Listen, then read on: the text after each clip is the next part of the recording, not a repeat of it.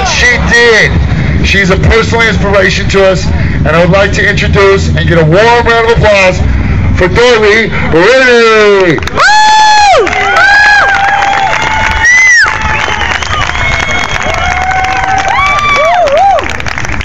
Thank you very much for coming out for this wonderful event. I've been working against the problems at Hanford for many years, and I hope to live long enough to see it to its completion and shut down Hanford, hand it back to the indigenous persons in this country, and clean up the wonderful Columbia River. Thank you. We drove up along the river, and it is one of the jewels of our country. And it is being defiled by greed, poor politics, and warmongers. We could live without Hanford if the Department of War, commonly called the Department of Defense, did not decide that this was a good area to put a nuclear plant. They did this over the bodies of a lot of indigenous people. The treaties were very often breached by government. The indigenous persons lost their land, their heritage, their fishing.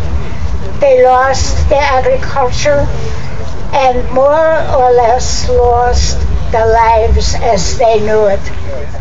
We need to restore Hanford to what it was intended to be, a land for the people who lived here long before we came here.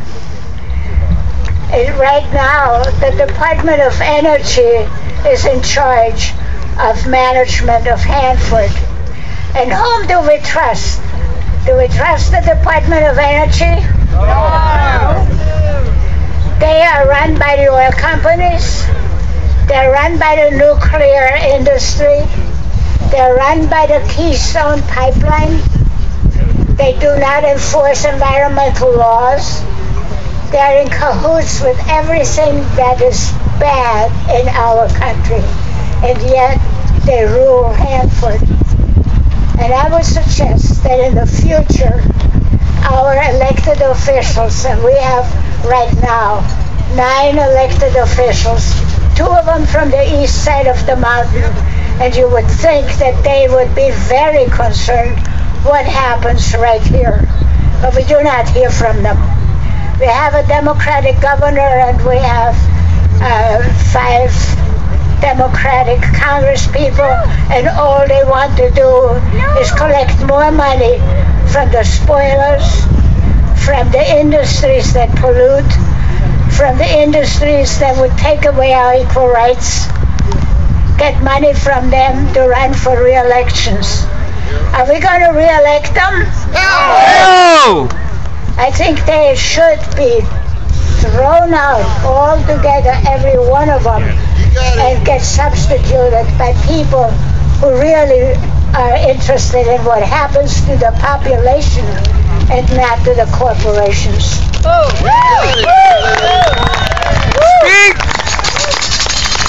So I would suggest that the Department of War, which already takes 50% of our national budget, to have wars all over the world. And if they don't have one there yet, they'll have one tomorrow.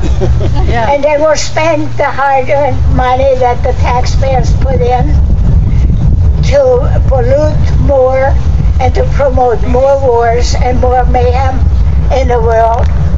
And also, we are losing not only our economy, we are losing the friendship of many nations in the world who just do not want to deal with us any longer.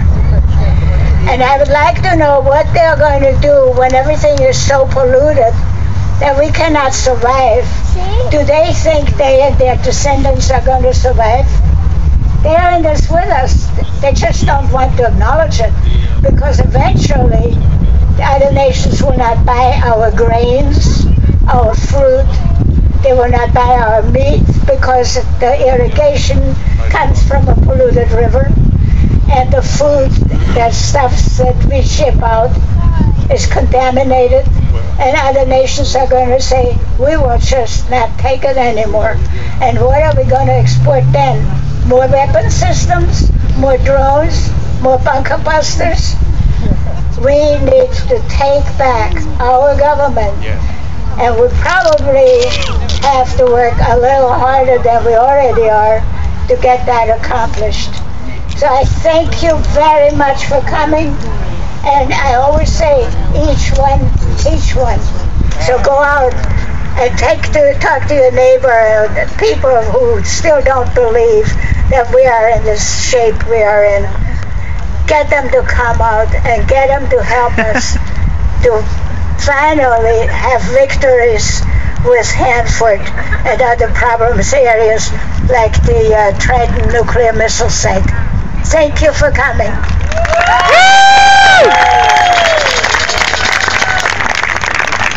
I told you guys she was a rock star. I told you, didn't I?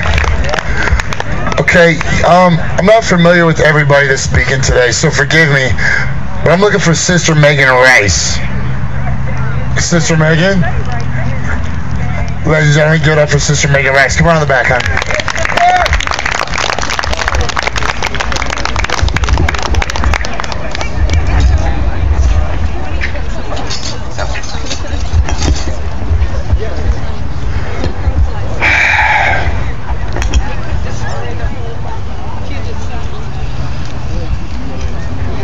I don't always have to talk.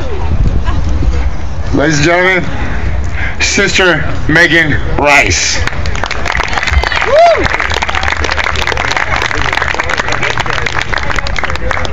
Yeah, sure. Well, I really feel